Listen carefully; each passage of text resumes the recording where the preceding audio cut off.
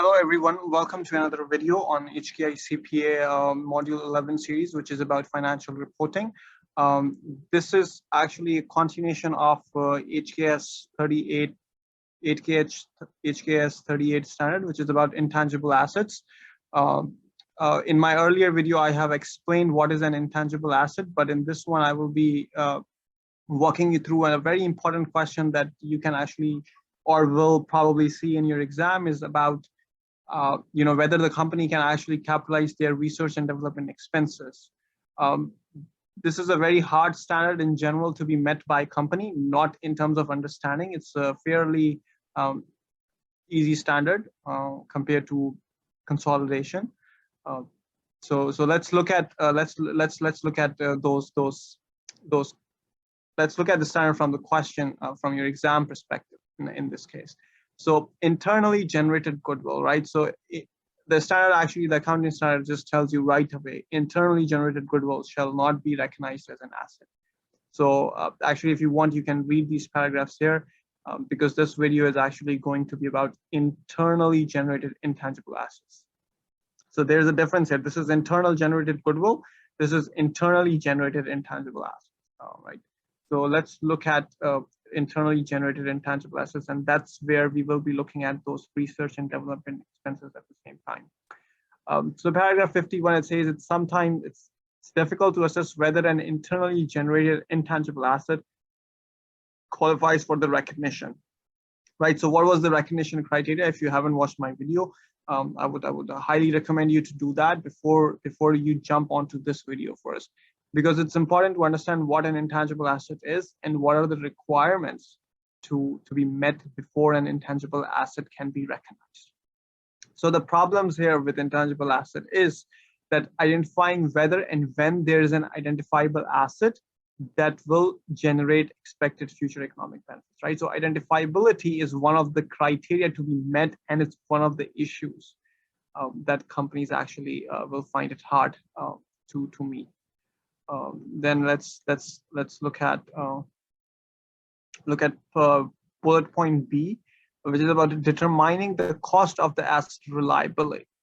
In some cases, the cost of generating an intangible asset internally cannot be distinguished from the cost of maintaining or enhancing the entity's internally generated goodwill or of running day-to-day operations, right? So it's kind of difficult to estimate the cost reliably, and if you cannot measure the cost, then it's very hard for you to put a number on your asset, right? Because accounting is about numbers as well. So if the company is not able to put the numbers, then what are you going to record on? What the company is going to record on its balance sheet? That's the question there. Therefore, in addition to complying with the general requirements for the recognition and initial measurement of an intangible asset, an entity applies the requirements and guidance in paragraph 52 to 67 to all internally generated intangible assets. Now, we may not go through all the paragraphs in this video, but of course, that's what the standard is telling you, and you must, I would say it's highly recommended that you should actually read through all the paragraphs. Then, of course, I will put the link down in the description box, right? So you can get the link to the standard, or you can actually be reading from notes or learning packs. So let's look at paragraph 52 to assess whether an internally generated intangible asset meets the criteria for recognition. An entity classifies the generation asset into two parts, right? So it's research phase and development phase. I will tell you right away, in research phase, everything is an expense. I mean, everything or every cost is an expense. Every cost is an expense. Whereas in development phase, you can capitalize it. The company can capitalize if criteria is met. There's a criteria for that. There are 7 points that we will talk about. So the company needs to meet that. Although the terms research and development are defined, right? So we have talked about that in one of my videos earlier. If you want, you can actually just scroll up. If you find this, I will put the link in the description box for you to find the standard easily.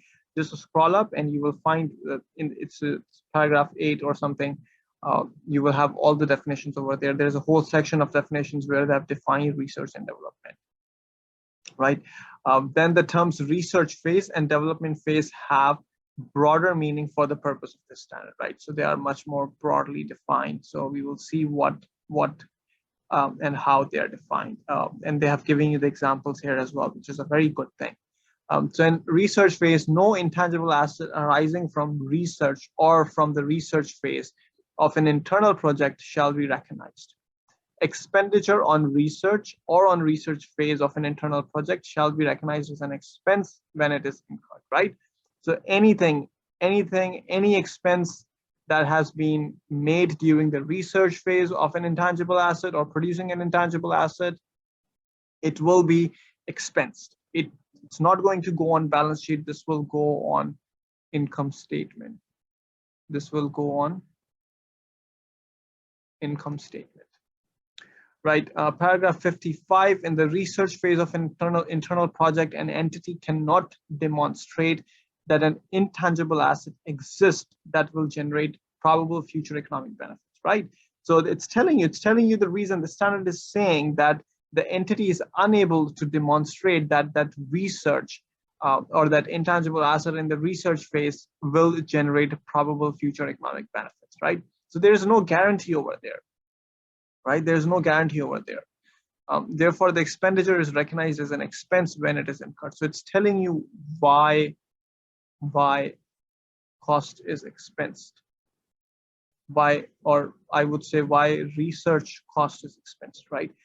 Examples of research activities are activities aimed at obtaining new knowledge, right? The research for evaluation and final selection of applications of research findings or other knowledge.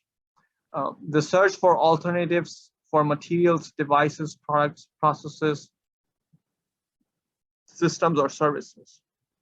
And so these are all examples of, research activities. These are all examples of research activities.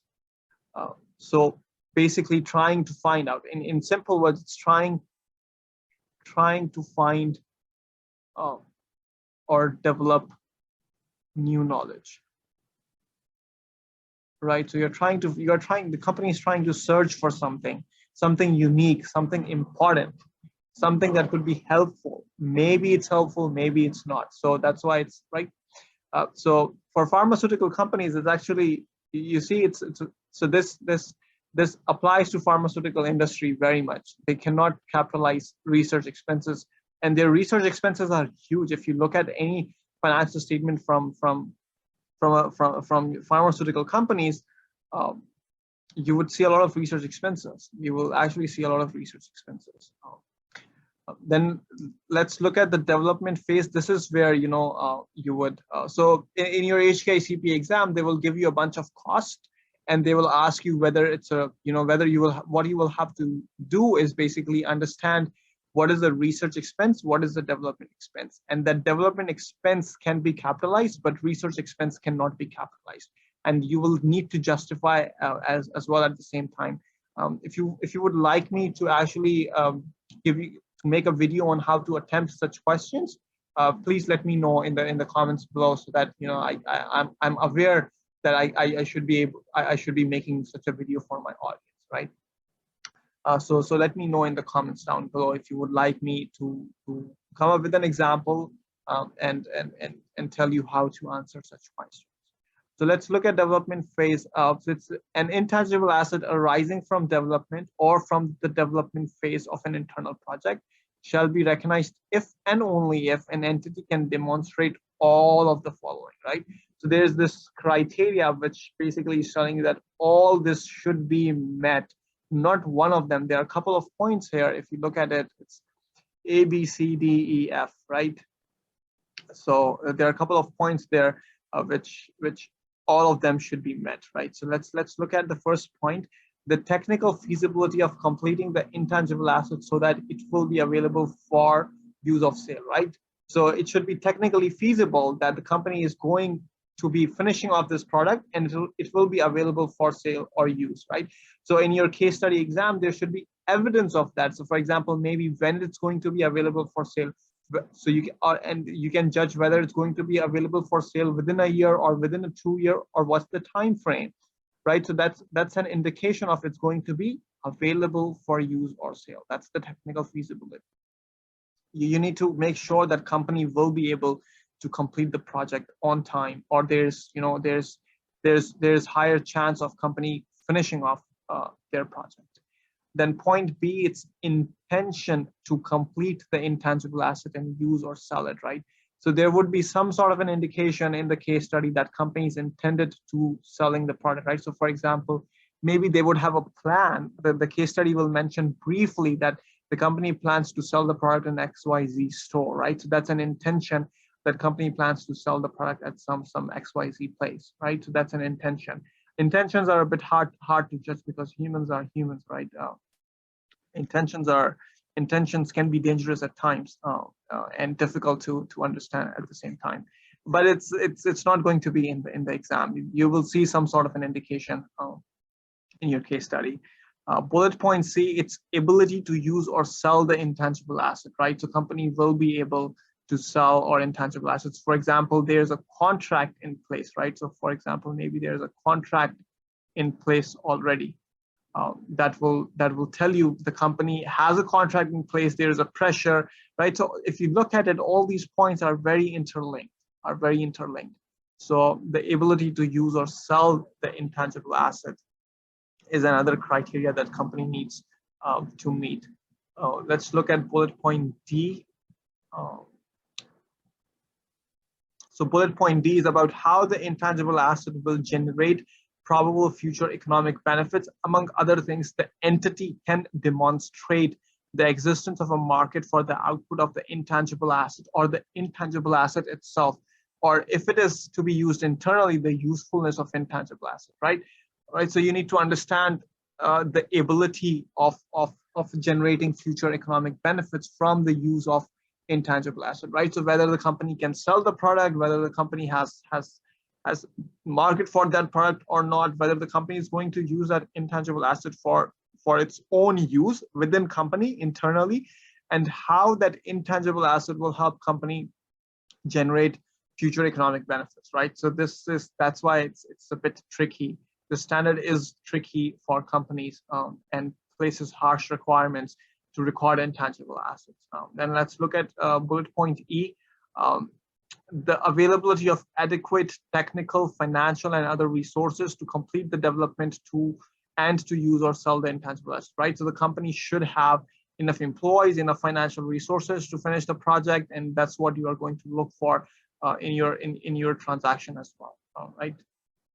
Which can be difficult at times, so you will have to keep a very, very detailed eye. I would say you would have to keep an open mind and detailed eye to judge these things from that brief transaction that you will see in your case study.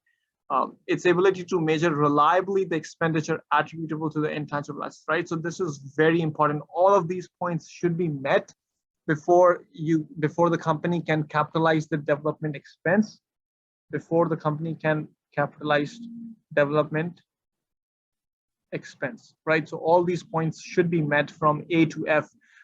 Cost, not being able to measure the cost reliably was one of the things why internally generated intangible assets cannot be recognized at times, right? So measuring the cost reliably is very important to record internally generated intangible assets.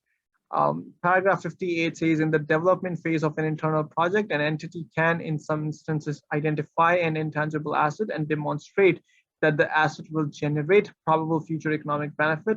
This is because development phase of a project is further advanced than the research phase, right? So development phase is basically the application, as we saw the definitions as well. It's the application of your knowledge onto developing something.